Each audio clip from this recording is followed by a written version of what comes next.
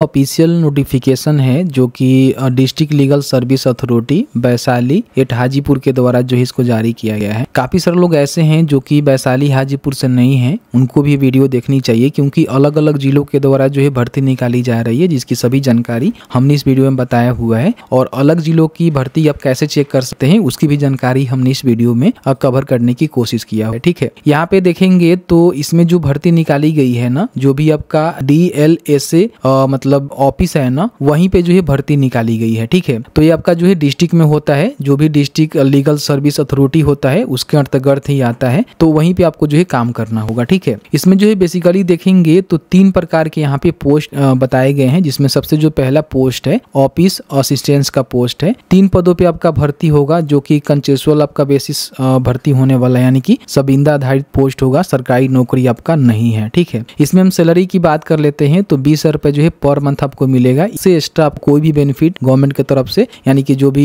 विभाग है उसके तरफ से नहीं दिया है। दूसरा जो आपका पोस्ट है ना, रिसेप्शनिस्ट का पोस्ट है। कम इनको आप डेटा एंट्री ऑपरेटर यानी कि टाइपिस्ट भी बोल सकते हैं, दोनों काम आपको करना होगा। 1 पदों पे भर्ती है, 19,000 रुपए जो है पर मंथ इनको मानदेय मिलेगा। एक ऑफिस प्यून का भी पोस्ट है, जिनमें 3 पदों पे भर्ती निकाली गई है, 13,000 रुपए जो है पर मंथ आपको मिलेगा। कहीं ना कहीं अगर आप मैट्रिक पास हैं और प्यून बनना चाहते हैं तो आपके लिए अच्छा ऑप्शन होने वाला है। ठीक है, बाकी हम क्वालिफिकेशन के रिगार्डिंग बात कर ले तो इन्होंने क्वालिफिकेशन की भी जानकारी दिया हुआ है कि अगर आपको ऑफिस असिस्टेंट बनना है तो अगर आपने ग्रेजुएशन कंप्लीट कर लिया हुआ है, कंप्यूटर पे काम करने का, ऑपरेट करने का स्किल है, जैसे कि बेसिक वर्ड हो गया, प्रोसेसिंग हो गया, ठीक है, फीड डेटा हो गया, तो आप यहाँ पे फॉर्म को भर सकते हैं। इसके साथ ही साथ आपका जो टाइपिंग स्पीड है अच्छा होनी चाहिए, प्रॉपर सेटिंग जो है पेटिशन पे होनी चाहिए, तो आप यहाँ पे फॉर्म को भरेंगे। इसके साथ ही साथ जो भी आपका फाइल प्रिपेयर करना हो गया, प्रेजेंटेशन बनाना हो गया, उसमें आपका एबिलिटी होनी चाहिए, तो आप यहाँ पे फॉर्म को भर सकते हैं। इसके साथ ही साथ फाइल मेंटेनेंस और प्रोसेसिंग नॉलेज भी आपके पास होनी चाहिए, तो आप यहाँ पे फॉर्म को भरेंगे। तो नॉलेज तो आपके पास होगा ही होगा, बाकी आपने ग्रेजुएशन कंप्लीट किया हुआ है तो सीधे आप यहाँ पे फॉर्म को अप्लाई कर सकते हैं। दूसरा जो आपका पोस्ट है रिसेप्शनिस्ट कम डेटा एंट्री ऑपरेटर का, तो इसमें भी ग्रेजुएशन मांगा गया है। बाकी आपका जो भी रिटन और वर्बल कम्युनिकेशन स्किल है वो एक्सीलेंट होनी चाहिए। डेटा प्रोसेसिंग एबिलिटी आपके पास अच्छा होनी चाहिए, और साथ ही साथ जो टेलीकम्युनिकेशन सिस्टम होता है, जैसे कि टेलीफोन हो गया, फैक्स मशीन हो गया, स्विच बोर्ड हो गया,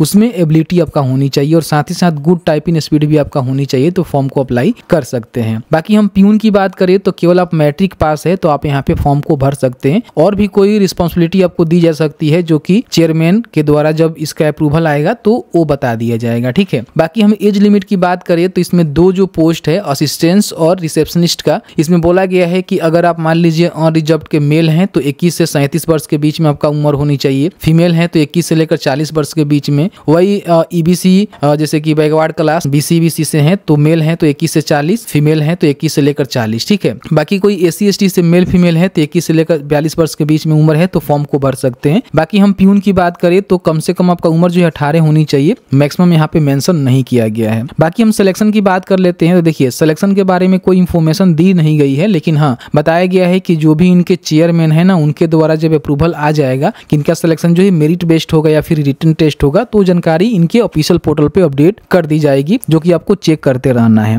एग्जामिनेशन फी की बात करें तो कोई भी आपको फी नहीं देना है, फ्री ऑफ कॉस्ट में इस फॉर्म को भर सकते हैं। देखिए फॉर्म भरने के लिए सबसे पहले आपको करना क्या है कि इन्होंने एक फॉर्म दिया हुआ है। ठीक है, ये वाला फॉर्म आपको देखने को मिलेगा जो कि नोटिफिकेशन के साथ ही अटैच है, बताएंगे आपको कैसे डाउनलोड करना है। तो देखिए 1 से अधिक पद के लिए अगर आपको आवेदन करना है ना, तो अलग अलग आवेदन आपको जमा करना होगा। एक ही जो आवेदन है ना उसके साथ आप यहाँ पे मल्टीपल मतलब पोस्ट है उसके लिए फॉर्म नहीं भर सकते हैं।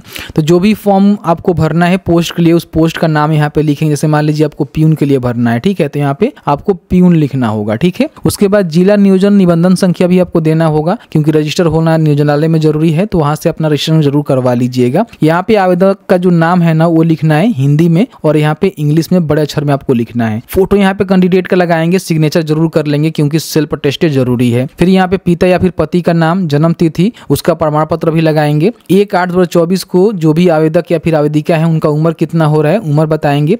श्रेणी क्या है आपका, कौन से कैटेगरी से आते हैं, अस्थायी पता पिन कोड के साथ बताएंगे, और फिर आपका जो भी पत्राचार का पता होता है वो भी आपको पिन कोड के साथ बताना है। बाकी यहाँ पे मोबाइल नंबर, ईमेल ID, राष्ट्रीयता आपको बताना है, और जो भी आपके पास क्वालिफिकेशन है, जैसे कि मान लीजिए जो भी पोस्ट के लिए फॉर्म अप्लाई कर रहे हैं उसके हिसाब से क्वालिफिकेशन आपको फुलफिल करना होगा। जैसे प्यून के लिए तो मैट्रिक पास है तो फॉर्म को भर सकते हैं। बाकी 2 पोस्ट है उसके लिए स्नातक पास जरूरी है, तो इंटर और स्नातक का भी आपको जानकारी देना है। अगर आपने पीजी वगैरह किया हुआ है तो उसकी भी जानकारी बताएंगे, कौन से बोर्ड कौन से विश्वविद्यालय कब आपने उत्तीर्ण किया, कितना अंक परसेंट में आपने प्राप्त किया और कौन सा श्रेणी आपका है वो बता देंगे। ठीक है, अगर आपके पास कोई विशेष योग्यता है तो उसका प्रमाण पत्र भी आपको संलग्न करना होगा, उसका यहाँ पे जानकारी लिखना होगा, नहीं है तो छोड़ दीजिएगा। यहाँ पे अपना लिंग बताएंगे कि मेल है कि फीमेल है। अगर आप विकलांग है तो यहाँ पे हाँ कर सकते हैं, नहीं है तो नहीं करेंगे। वर्तमान में किसी सरकारी संस्थान निगम में कार्यरत है तो बता सकते हैं, उसका जो भी प्रमाण पत्र है नॉन ऑब्जेक्शन वाला एनओसी वाला वो आपको यहाँ पे संलग्न करना होगा, नहीं है तो इसको छोड़ देंगे। बाकी यहाँ पे आपको घोषणा करना है, दिनांक स्थान लिखना है और अपना जो सिग्नेचर है ना यहाँ पे कर लेना। ठीक है,